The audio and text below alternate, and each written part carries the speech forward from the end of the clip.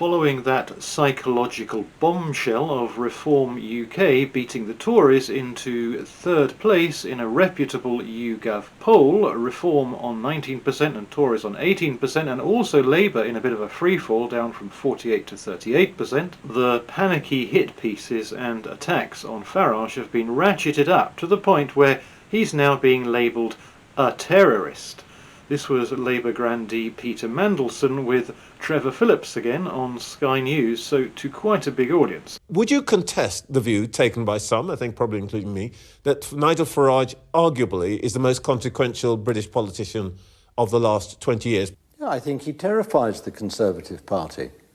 I mean, he terrified David Cameron into conceding a referendum, and now he's doing the same to Sunak. He terrorises them. Now, you've got to stand up to terrorists.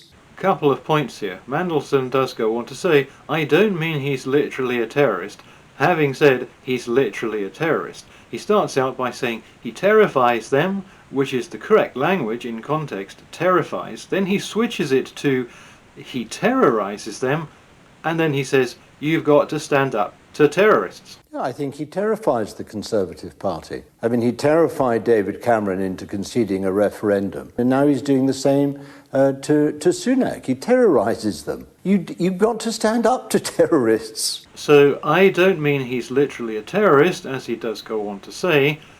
Having just said he's literally a terrorist is a little bit weaselly. And Mr. Phillips does wait 30 seconds before jumping in.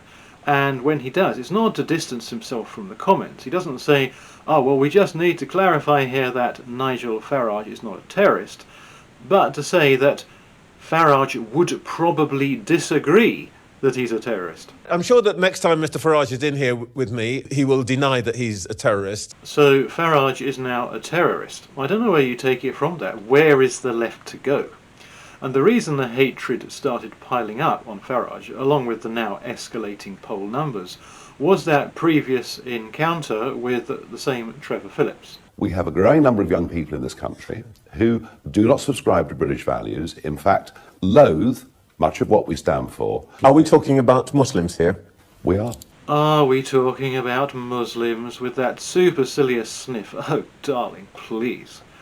Here is probably the single most influential Muslim in the UK, with an army behind him, both online and off, here threatening to kill dogs belonging to people he doesn't like, with the police quietly nodding with their eyes lowered in respectful obsequiousness. However, when those Zionists came in with their dogs, that was an act of provocation. So what we're saying now, and I'm making it very clear so everyone understands, if those dogs come close to us again, we will see it as an act of aggression and we will kill those dogs. After promising to kill a few dogs, he goes on rather conveniently to lay out a core fact about Islam, using comparison with Christianity and Judaism. The phraseology at the beginning is a little bit confused. When he says so-and-so begins, what he means is so-and-so is the beginning. The difference between us and them is that for them, they think life begins. For us, we believe that death begins. We believe that life begins at death. We don't care about death. We love death. Life begins at death. We don't care about death. And this has been painstakingly explained from the other side of the aisle by Somalian former Muslim Ayaan Hirsi Ali. As children, we are groomed from the very beginning to invest in the hereafter, to invest in life after death. So our resources, our creativity, our energy, everything, if you're born into Islam, goes into investing in the hereafter. In conclusion, if you put these philosophies next to one another, what you see is one philosophy is a philosophy of life. The other philosophy is a philosophy of death. And that is exactly what frightens the Western security services so much. They don't care, so there is nothing they're not prepared to do. Laid out some years ago by that quietly spoken, educated Ayaan Hirsi Ali, who is an enemy to Islam, and that crack-potted retard on the streets of London a few days ago, who is an absolute Islamic maniac. two different sides, two opposite sides of the aisle, saying the exact same thing. We believe that life begins at death. We don't care about death. One philosophy is a philosophy of life. The other philosophy is a philosophy of death. One of Islam's most formidable and articulate opponents, and a totally deranged Islamic adherent, saying the exact same thing. It's a cult of death. You can disagree with one of them, but you can't disagree with both of them when they're both saying the same thing. We're going to kill the dogs. And if you object to that, Mr. Policeman, just bear in mind, please, that for us, life begins at death. Now, Mr. Policeman, were you objecting? So you can see why the cop just stands there with his head respectfully lowered. It makes absolute sense. And this same highly influential Muslim here is calling for the native British, the British born here, to vacate the main areas of their lands for the Muslims, to leave. It is clear that elements of the right in the UK are embittered at the rising population of Muslims and or ethnic communities in major cities. Let's be real, if you are waiting for a policy or party that will remove 1.4 million Muslims, British citizens, from London, or 350,000 Muslims from Birmingham, such a policy will probably never come. Practically speaking, you can solve your problem by going to other towns and cities with less Muslims or ethnics. 93% of the country is non-Muslim. If you can't tolerate us, you know where the door is. Did you notice it's actually quite moderate language there? He says that the policy of removal that he mentions will probably never happen. He says there is a practical solution.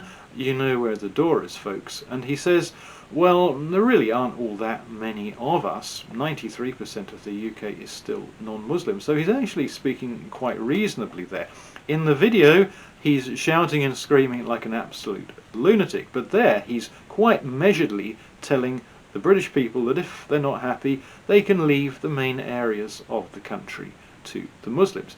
Yes, he is clearly a radical, but he is highly influential, and he has a lot of people behind him. So, Are we talking about Muslims here? We are. said possibly with good reason. We don't care about death. We love death. Along with a spot of him suggesting the British leave their native land to the Muslims, followed by good numbers, good polling numbers for Reform UK, and then this. You've got to stand up to terrorists, you know, in this world, and including in British domestic politics. Yes, it turns out that Nigel Farage is actually the terrorist. If those dogs come close to us again, we will see it as an act of aggression and we will kill those dogs. We believe that life begins at death. We don't care about death. We love death. We have a growing number of young people in this country who do not subscribe to British values, in fact, loathe much of what we stand for. Are we talking about Muslims here? We are.